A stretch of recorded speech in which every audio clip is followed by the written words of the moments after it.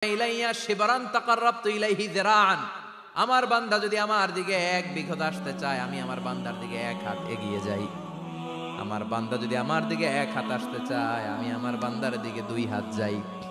ওয়া ইন আতানি ইয়ামশি আতাইতুহু হারওয়ালা।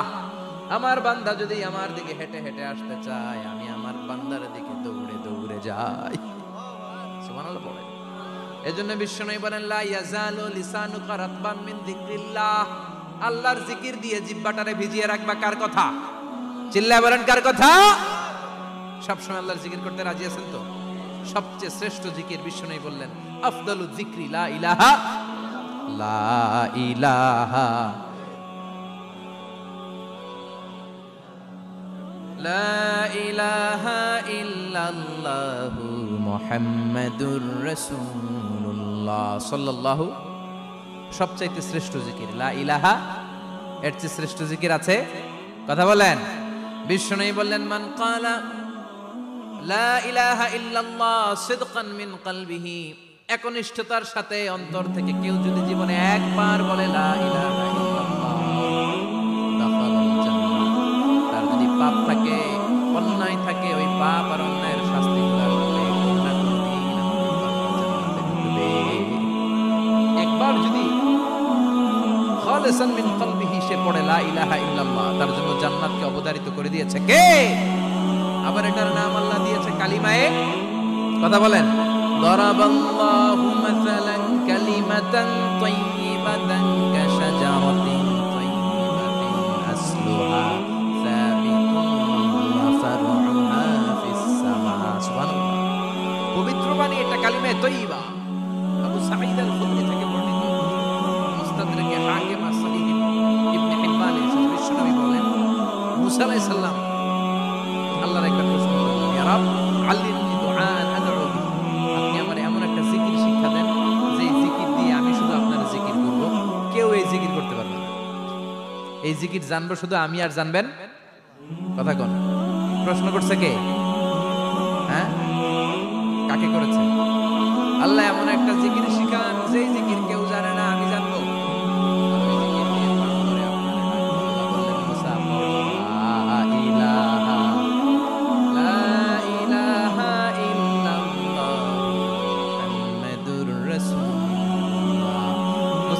বলেন, আল্লাহ চাইলাম কি, কইলেন কি? লা ইলাহা তো জাতীয় জিকির, এটা তো আন্তর্জাতিক জিকির, এটা জানে না এমন কেউ নাই। এমনকি হিন্দু ভাইরাও জানে। কথা কন। আল্লাহ আমি তো চাইছিলাম এক্সক্লুসিভ, আমার জন্য স্পেশাল। এর চেয়ে সুন্দর আর কেউ জানবে না। এত সুন্দর একটা জিকির আপনি দিবেন, এটা আমি ডাকবো আপনাকে আর আপনি শুনবেন। আল্লাহ বলেন, মুসা এর সাথে আমি আমার কাছে লাউ তাদউ লা ইলাহা ইল্লাল্লাহ ফি কাফা। লা ইলাহা রে যদি মুসা এক পাল্লায় রেখে দাও, ওয়াস সামাওয়াতু সাবউ ওয়াল আরদিন, সাত আকাশ সাত জমিন যদি আরেক পাল্লায় রেখে দাও, লা ইলাহা এক পাল্লায়, সাত আকাশ সাত জমিন আরেক পাল্লায় ওজন যদি দাও, লা ওয়াজাহাত কাফাতু লা ইলাহা ইল্লাল্লাহ। মুসা দেখবা মুহূর্তের মধ্যে লা ইলাহা ইল্লাল্লাহর পাল্লা ভারী হয়ে গেছে। সাত আকাশ সাত জমিন এক পাল্লায়, শুধু লা ইলাহা ইল্লাল্লাহ আরেক পাল্লায়, মুহূর্তে লা ইলাহার পাল্লাটারে ভারী করে দিবে কে? এটা বিপ্লবী বাণী।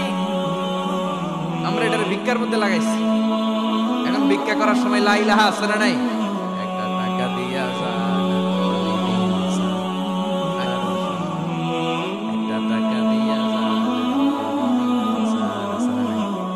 জুমার নামাজের সময় ভিক্ষা করে, একটা টাকা দিয়া যান আর লা ইলাহার জিকির লগে আছে না নাই? এটা আমরা ভিক্ষার জিকির বানাইছি। এটা তো বিপ্লবী বাণী। এই বাণীর পক্ষে যারা, তারা ন্যায় আর সত্যের পক্ষে চিল্লায় বলেন ঠিক কিনা? এই বাণীতে যারা বিশ্বাস করে, তারা এক আল্লাহর সামনে মাথা নত করে দেয়। গোটা পৃথিবীর কোন শক্তির সামনে ওই মাথা নত হয় না। ঠিক কিনা? এই লা ইলাহা যারা আমরা মানি, আল্লাহ ছাড়া কারো সামনে মাথা নত করব? কোন শক্তি আমাদের মাথা নত করাতে পারে? এজন্য আল্লাহ ডেকে বললেন, গোলাম এটা বিপ্লবী বাণী। এই কালেমার আন্দোলন যারা করে, তারা আল্লাহ ছাড়া পৃথিবীর কাউকে ভয় পায় না। আর তারা চায় কালেমার পতাকা পৃথিবীর মধ্যে যেন পথ পথ করে উড়ে। ঠিক কিনা? বাংলার জমিনে কালেমার পতাকা উড়ুক আমরা চাই কি চাই না? কোনো একদিন এ দেশের আকাশে কালিমার পতাকা উড়বে, সেদিন সবাই খোদাই বিধান পে দুঃখ বেদনা ভুলবে। কোনো একদিন এ দেশের আকাশে কালিমার পতাকা উড়বে, সেদিন সবাই খোদাই বিধান পে দুঃখ বেদনা ভুলবে। চিৎকার করে বলেন ঠিক কিনা? এই কালেমার সমাজ যদি হয়, ওই সমাজে কেউ লাঞ্ছিত হবে না, ওই সমাজে কোনো নারী নিগৃহীতা হবে না, ওই সমাজের কোনো কাজের মেয়েরা ধর্ষিত হবে না, ওই সমাজে দুর্নীতি থাকবে না, ঘুষ থাকবে না, চাঁদাবাজি থাকবে না, টেন্ডারবাজি থাকবে না। সমাজটারে শান্তি দিয়ে সমৃদ্ধ করে দিবে কে? এজন্য সবসময় জিকির করতে হবে। একজনের চিল্লায় বলেন তিনি কে? শ্রেষ্ঠ জিকির হচ্ছে লা ইলাহা। করতে রাজি আছেন? সবসময় জিকিরটা করতে রাজি আছেন? Every night and every day, every night and every day, never forget to say la ilaha illallah, never forget to say la ilaha illallah. পড়েন, every night and every day, every night and every day, never forget to say la ilaha illallah, never forget to say la ilaha illallah, never forget to say la ilaha illallah. When you walking down the street, use your time and repeat and say in every heartbeat la ilaha illallah. When you walking down the street, use your time and repeat and say in every heartbeat la ilaha illallah. Every night and every day, every night and every day, never forget to say la ilaha illallah. চিল্লায় বলেন ঠিক কিনা? দিনে রাতে যে কোনো মুহূর্তে আমাদের জিহ্বার মধ্যে থাকবে কি? কথা বলেন, জিহ্বায় থাকবে কি? এজন্য বিশ্বনবী বললেন আফদালুয যিকরি লা ইলাহা ইল্লাল্লাহ, আল্লাহর কাছে সবচাইতে প্রিয় জিকির হলো লা ইলাহা ইল্লাল্লাহ। আবার বিশ্বনবী বললেন আহাব্বুল কালামি ইলাল্লাহি আরবাআ, আল্লাহর কাছে সবচাইতে প্রিয় কথা হলো চারটা। কয়টা? সুবহানাল্লাহ, আলহামদুলিল্লাহ, লা ইলাহা ইল্লাল্লাহ। সুবহানাল্লাহ,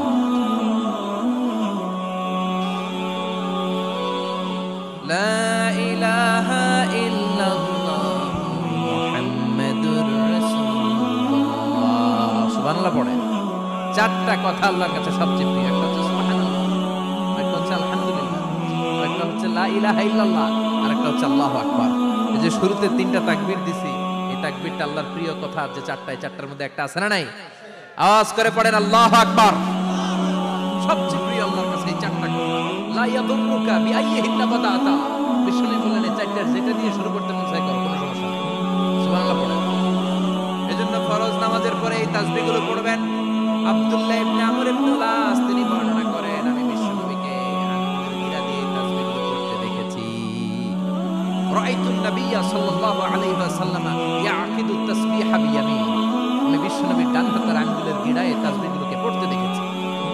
পড়তে রাজি আছেন? ডান হাত তুলুন, এই আঙ্গুলের করার মধ্যে এইভাবে রাখেন, এইভাবে রেখে নামাজের পড়ি সুবহানাল্লাহ, আলহামদুলিল্লাহ। পড়তে রাজি আছেন? সুবহানাল্লাহ 33 বার, আলহামদুলিল্লাহ 33 বার, আল্লাহু আকবার 33 বার। পড়তে রাজি আছেন সবাই? আল্লাহ তুমি কবুল করো। ফরজ সালাতের পরে আমরা মুনাজাত দেওয়ার জন্য পাগল হয়ে যাই। আসসালামু আলাইকুম ওয়া রাহমাতুল্লাহ, আসসালামু আলাইকুম ওয়া রাহমাতুল্লাহ, আমিন ইয়া রাব্বাল আলামিন। আসসালামু আলাইকুম সাল্লাল্লাহু আলাইহি ওয়া সাল্লাম। সালাম ফেরানোর পরে সর্বপ্রথম যে আওয়াজটা করতেন সেটা হচ্ছে আল্লাহু আকবার। এরপর 3 বার করতেন আস্তাগফিরুল্লাহ, আস্তাগফিরুল্লাহ, আস্তাগফিরুল্লাহ। এরপর আয়াতুল কুরসি একবার। কয়বার? মান ক্বারা আয়াতুল কুরসি দুবুরা কুল্লি সালাতিন মাকতুবা লাম ইয়ামনাহু মিন দুখুলিল জান্নাতি। প্রত্যেক ফরজ সালাতের পরে যে একবার আয়াতুল কুরসি পড়ে তার জান্নাতে ঢোকার ক্ষেত্রে আর কোনো বাধা থাকে না, একটা জিনিস ছাড়া, সেটা হচ্ছে মরণ। লোকটা মরে না, তাই জান্নাতে যায় না, মরলেই জান্নাত। আল্লাহু আকবার। এরপরে 33 বার সুবহানাল্লাহ, 33 বার আলহামদুলিল্লাহ, 33 বার আল্লাহু আকবার। সবশেষে মিলাবেন লা ইলাহা ইল্লাল্লাহ ওয়াহদাহু লা শারীকা লা লাহু মুলকু ওয়া লাহুল হামদু ওয়া হুয়া আলা কুল্লি শাইইন কাদির। এরপরে পড়তেন আল্লাহুম্মা আনতাস সালাম ওয়া মিনকাস সালাম তাবারাকতা ইয়া যাল জালালি ওয়াল ইকরাম। এরপরে পড়তেন আল্লাহুম্মা লা মানিআ লিমা আ'তাইতা ওয়া লা মু'তিয়া লিমা মানা'তা ওয়া লা ইয়ানফা'ু যাল জাদ্দি মিনকাল জাদ। এরপরে পড়তেন আল্লাহুম্মা ইন্না নাসআলুকাল হুদা ওয়াত তুকা ওয়াল আফাফা ওয়াল গিনা। এরপরে পড়তেন আল্লাহুম্মা আ'ইন্না আলা যিকরিকা ওয়া শুকরিকা ওয়া হুসনি ইবাদাতিক। সুবহানাল্লাহ পড়েন। তাসবিহ, দোয়া। আবার ফজরের সময় পড়তেন আল্লাহুম্মা বিকা আসবাহনা বিকা আমসাইনা বিকা নাহইয়া বিকা নামুতু ওয়া ইলাইকা নুশুর। সুবহানাল্লাহ পড়েন। এগুলো পড়েন। আল্লাহুম্মা আমিন ইয়া আরহামার রাহিমিন। কত বড় ডাকাত! ফরজ সালাতের পরে তাসবিহগুলো পড়বেন। কথা বলেন, পড়তে রাজি আছেন সবাই? আর তাসবিহ শেষ হলে দোয়া করেন, সমস্যা নাই। দোয়া করতে হবে কার কাছে? বিশ্বনবী বললেন আর দোয়া মুখুল ইবাদা। দোয়া হলো ইবাদতের নির্যাস, যার দোয়া নাই ওর কিচ্ছু নাই। দোয়া করেন নাই তো নামাজে কাজ হবে না, দোয়া করেন নাই রোজায় কাজ হবে না। কথা আর দোয়া মুখুল ইবাদা, দোয়া হচ্ছে ইবাদতের নির্যাস। আবার তিরমিজির বর্ণনায় বললেন আর দোয়া হুয়াল ইবাদা, দোয়াটাই নাকি ইবাদত। দোয়াটা ইটসেলফ এইটাই ইবাদত। নামাজ যেমনি ইবাদত, রোজা যেমনি ইবাদত, হাত তুলে যে দোয়া করলে এইটাও ইবাদত। সুবহানাল্লাহ পড়ে। এটা মুমিনের ওয়েপন, সিলাহুল মুমিন।